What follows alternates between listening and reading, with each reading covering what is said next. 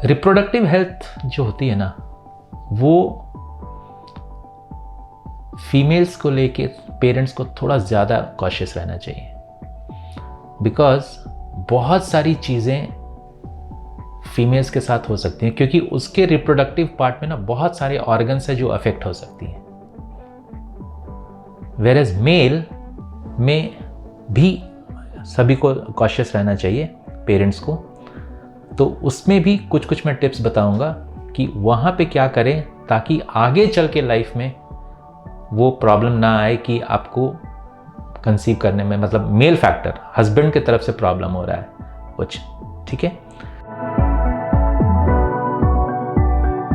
तो मैं पहले फीमेल में आता हूँ। फीमेल्स में क्या है कि एक्सेस वेट गेन, मैं जो आपको, अगर आप मेरे पहले वाले वीडियो में देखेंगे तो मैंने बताया था कि बचपन से पेरेंट्स को देखना होगा कि बहुत ज़्यादा वेट गेन ना हो बच्चे का, क्योंकि शुरू में बच्चे बहुत गोलू गोलू बहुत अच्छे लगते हैं, 5 साल तक 6 साल तक, ओह ये भी खाओ वो भी खाओ वो भी खाओ। आपको रियलाइज़ नहीं हो रहा है कि ये बच्ची आगे चल के ये वेट कैसे लूज होगा। और ये स्टडीज़ में पाया गया है कि अगर एबनॉर्मल वेट है at the time of birth plus at the age of 5 years, ये दोनों सिचुएशंस आगे चल के उसके ओवरीज में प्रॉब्लम करती हैं, जिसमें हम लोग बोलते हैं पॉलीसिस्टिक ओवरीज।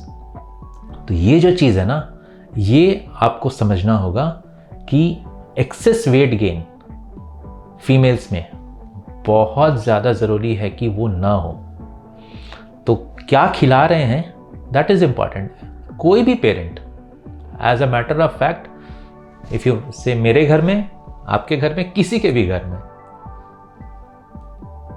जिसका भी बच्चा रहता है एकदम हेल्दी, सब कुछ ठीक है, पर वो माँ को हमेशा लगेगा मेरा बच्चा कुछ खाता ही नहीं है। Don't develop that tendency. बच्चों पे क्या खिला रहे हैं, अगर आप शुरू से उस चीज़ को मेंटेन करेंगे, वो बहुत ज़्यादा इधर उधर नहीं होने वाला, ठीक है। लेकिन आप शुरू से अगर आप उसको बाहर की चीज़ें, chips, Kurkure, whatever all this junk foods, packed processed foods, आप उसको ज़्यादा खिलाएंगे, सिर्फ किस लिए खिला रहे हैं, आपको भी वो मालूम है ये खराब है, लेकिन बच्चे ने बोल दिया और मैं नहीं दे पाया। अरे इसमें क्या हो गया नहीं दे पाया? दे पाए मतलब यू आर, आप उस पोजीशन में है कि इसको दे सकते हैं, पर आप जानबूझ के उसके हेल्थ के लिए नहीं देना चाहते।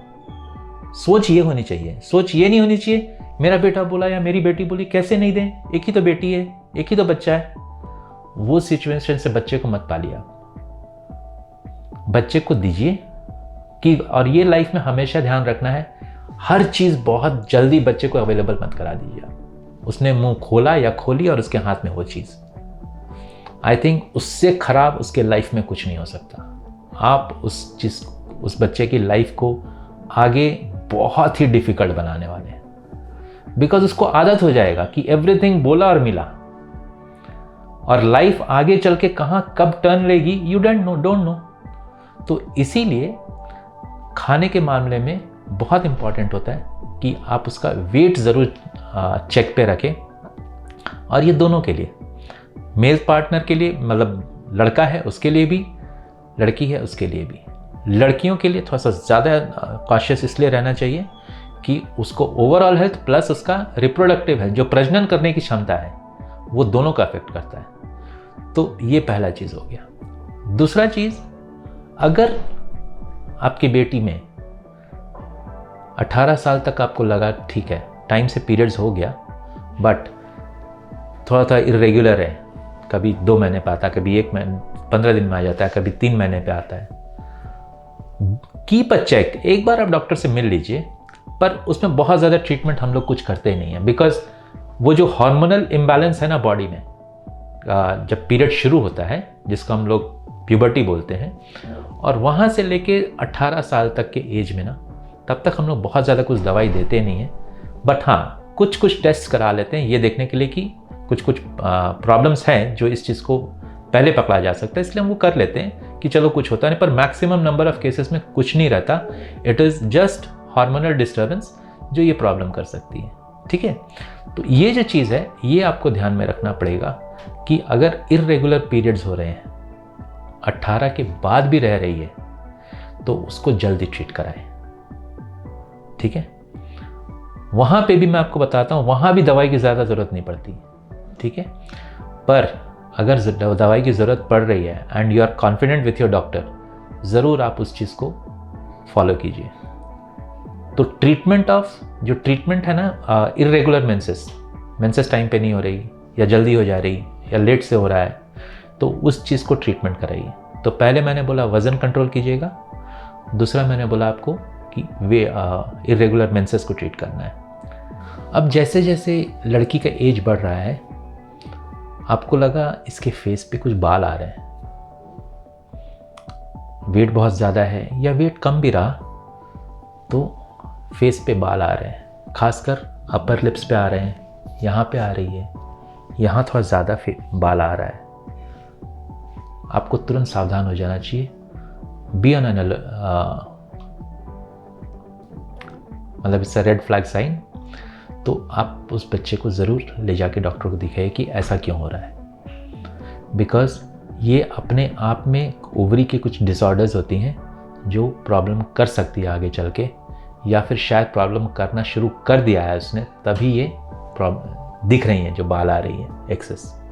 तो इस चीज़ को ज़रूर ट्रीटमेंट कराएं। मैं शुरू में बोला आपको वेट गेन उतना ही अलर्ट पे रहना है अगर आपके बच्ची का वेट लॉस हो रहा है, अनएक्सप्लेन्ड वेट लॉस।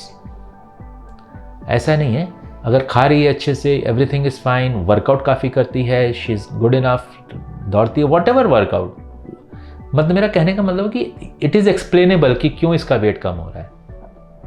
पर अगर अनएक्सप्लेन्ड वेट लॉस है, जहाँ पर उसको खाने का मन नहीं कर रहा, रुचि नहीं है, किसी भी चीज़ में मन नहीं लग रहा है, वज़न एकदम घटते जा रहा है, कभी कभी फीवर आ जा रहा है, तो you have to be very this thing alert कि तुरंत डॉक्टर को दिखाएं।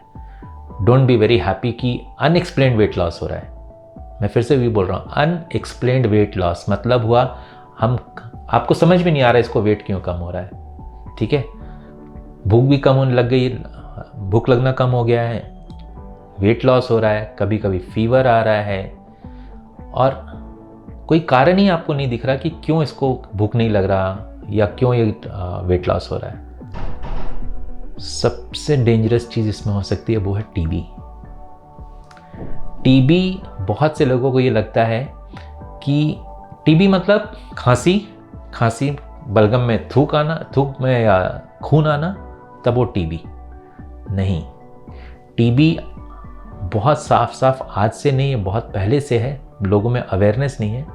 टीबी जो है आपके सर के बाल से लेके पैर के नाखून तक को पूरे ईच एंड एवरी ऑर्गन आप जो सोच सकते हैं, स्किन भी इन्वॉल्व है, सब कुछ, skin TB, bone TB, heart TB, brain TB, liver का टीबी, आंतड़ियों की टीबी, बच्चेदानी की टीबी, बच्चेदानी की जो नली होती है उसमें टीबी, अंडेदानी में टीबी। तो ये चीज़ ऐसा नहीं है सिर्फ फीमेल में हो सकती है, मेल में भी हो सकती है, ठीक है। तो मेल में भी हुआ है तो उसके अंडकोश भी, जो स्पर्म वाले जगह है वो भी इन्वॉल्व हो सकती हैं, तो वहाँ स्पर्म बनना प्रॉब्लम हो जाएगा, ठीक है। तो टीबी अपने आप में, अगर इसे आपको मैं बताया कि अनएक्सप्लेन्ड वेट लॉस, भूख नहीं लगता है, कट गई है लड़की, मतलब सराउंडिंग सोशल उतना नहीं है, हमेशा एकदम थकी रहती है, भूख नहीं लग रहा है, so these are the time, कभी कभी फीवर आ रहा है, तो ये आपको ध्यान रखना पड़ेगा कि इसको कुछ तो प्रॉब्लम है, और वो आपका फिजिशियन ही आपको कुछ टेस्ट करके बता सकेगा कि ये, क्योंकि टीबी को अर्ली फेज में पकड़ना बहुत ज़रूरी होता है, क्योंकि अगर वो एडवांस बढ़ते गया, बहुत बार हम लोग कहें हाँ ऐसा हुआ था, ये तो 6 महीना से हो रहा है, 10 महीने से हो रहा है, एकदम वज़न काफ़ी कम हो गया है, आई थिंक तब तक वो डैमेज कर चुका होता है बहुत सारी चीज़ें। बच्चादानी और ट्यूब्स, जो उसकी जो नली होती है, ये जो अगर बच्चादानी है और ये नली है, ये नली जो है ना, ये सबसे ज़्यादा अफेक्ट होती है टीबी में, अगर बच्चेदानी और उसके आसपास की टीबी है। और जिसको छाती का टीबी हुआ हो या कहीं का भी टीबी हुआ हो, बहुत हाई चांसेस रहता है कि बच्चेदानी का भी टीबी हुआ होगा इसको, या ट्यूब्स की भी टीबी हुई होगी, और ये तब पकड़ाता है जब शादी के बाद हम लोग टेस्ट जब डॉक्टर के पास आते हैं कि बच्चा नहीं हो रहा है और हम टेस्ट करते हैं, तब पता चलता है कि बच्चादानी या उसके नली में कहीं पे टीबी हुआ होगा पहले। ट्रीट तो हो गया, ट्रीट हो गया, लेकिन टीबी से जो डैमेज हुआ है वो नहीं ट्रीट होता। फिर टीबी से जो डैमेज हो गया वो हो गया, it is not going to recover.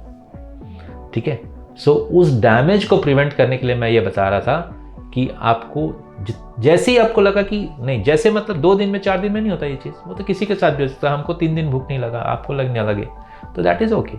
लेकिन ये पैटर्न अगर परसिस्टेंट है कि ये भूख नहीं लग रहा है, नहीं लग रहा है, वजन कम होते जा रहा है, 1 महीना हो गया कुछ खा, तो फीवर आ रहा है बीच बीच में, तो ये चीज़ को ध्यान में रखते तुरंत डॉक्टर को दिखाइए ताकि उस चीज़ को रूल आउट किया जा सके कि ये टीबी नहीं है।